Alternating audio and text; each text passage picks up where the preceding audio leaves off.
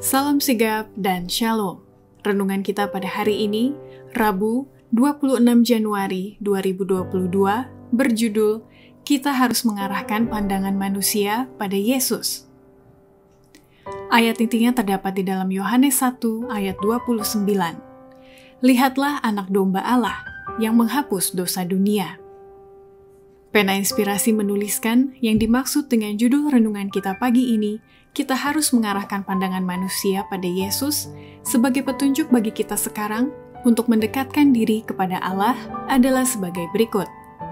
Pertama, metode yang kita pakai untuk mengarahkan pandangan manusia pada Yesus adalah kita sendiri harus menghidupkan dan menyatakan kemuliaan Kristus di dalam tabiat kehidupan kita sehari-hari. Pekabaran anugerah yang terakhir yang harus disampaikan kepada dunia adalah suatu penyataan akan tabiatnya yang penuh kasih. Anak-anak Allah harus menyatakan kemuliaannya. Di dalam kehidupan dan tabiat mereka sendiri, mereka harus mengungkapkan apa yang telah dilakukan oleh rahmat Allah bagi mereka. Kedua, metode yang kita pakai untuk mengarahkan pandangan manusia pada Yesus adalah dengan tidak menyia-nyiakan waktu dalam menyelesaikan tugas dan tanggung jawab kita dalam membawa pekabaran kasih Allah yang terakhir bagi dunia.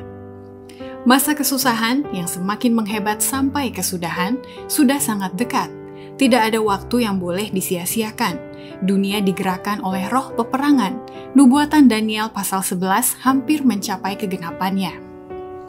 Ketiga, metode yang kita pakai untuk mengarahkan pandangan manusia pada Yesus adalah mempersiapkan diri kita dalam menghadapi masa kesusahan dahsyat mulai dari saat hari ini, di tengah masyarakat yang semakin ingkar akan hukum. Dunia semakin ingkar akan hukum. Tidak lama lagi, kesusahan besar akan timbul di antara bangsa-bangsa, yakni kesusahan yang tidak akan berhenti sampai Yesus datang. Keempat, metode yang kita pakai untuk mengarahkan pandangan manusia pada Yesus adalah membawa pekabaran kebenaran kasih Kristus yang terakhir bagi manusia kepada seluruh dunia. Pekabaran tentang kebenaran Kristus harus diserukan dari ujung dunia ke ujung yang lain, supaya menyediakan jalan Tuhan. Inilah kemuliaan Allah yang mengakhiri pekerjaan dari malaikat yang ketiga. Kelima, metode yang kita pakai untuk mengarahkan pandangan manusia pada Yesus adalah membawa pekabaran malaikat ketiga yang harus dikumandangkan dengan suara nyaring. Banyak orang yang sudah kehilangan pandangan akan Yesus. Mereka perlu mengarahkan mata mereka langsung kepada sosok keilahiannya, kepada jasa-jasanya dan kasihnya yang tak berubah itu terhadap umat manusia. Inilah pekabaran yang Allah perintahkan supaya disampaikan kepada dunia.